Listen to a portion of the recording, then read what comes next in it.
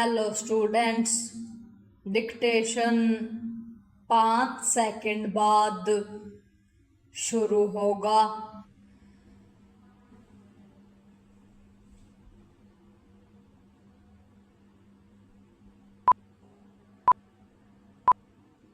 Start. पांचवी पीढ़ी के उन्नत लड़ाकू विमानों का देश में ही निर्माण करने और उसमें निजी क्षेत्र का सहयोग लेने की रक्षा मंत्री राजनाथ सिंह की घोषणा एक ऐसा फैसला है जो और पहले ले लिया जाना चाहिए था।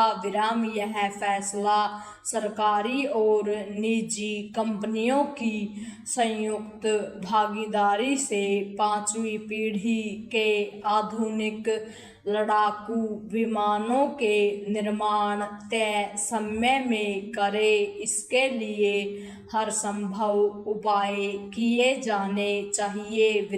इसलिए और किए जाने चाहिए क्योंकि उन्हें दूसरे देशों से खरीदने में विदेशी पूंजी का व्यय होने के साथ कई तरह के दबावों का भी सामना करना पड़ता है।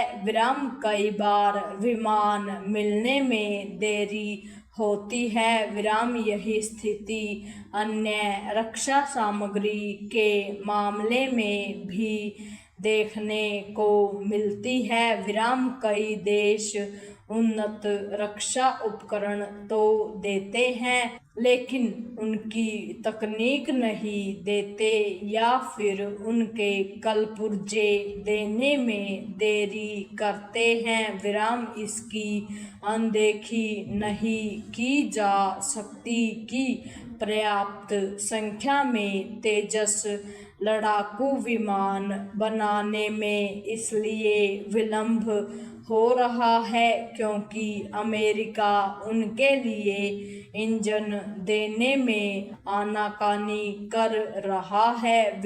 इन विमानों के निर्माण में देरी को लेकर वायुसेना अध्यक्ष निराशा भी जता चुके हैं। माना जाता है कि अमेरिका तेजस लड़ाकू विमानों के लिए इंजन देने में इसलिए देरी कर रहा है ताकि वह भारत को अपने लड़ाकू विमान बेच सके।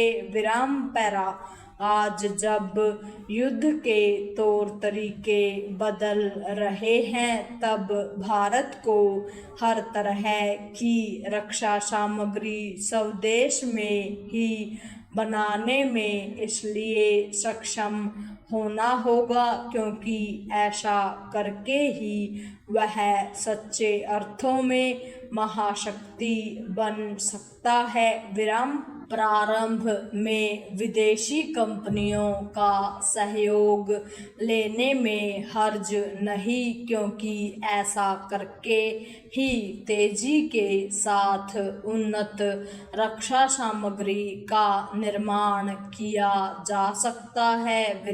भारत आधुनिक रक्षा उपकरण एवं तकनीक का निर्माण करने में सक्षम है।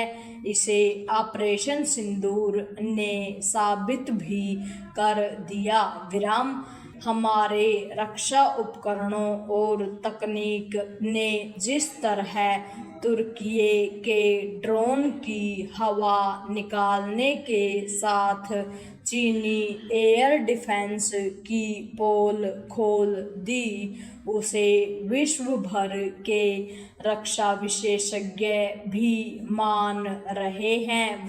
रूस के सहयोग से बनी ब्रह्मोस मिसाइल और स्वदेशी तकनीक पर आधारित आकाश ने सिद्ध किया कि हमारे रक्षा विज्ञानी किसी से कम नहीं विराम उन्हें भरपूर प्रोत्साहन देने की आवश्यकता है विराम। जब से रक्षा सामग्री के निर्माण में निजी क्षेत्र की भागीदारी बढ़ाई गई है, तब से भारत का रक्षा निर्यात तेजी से बढ़ा है विराम।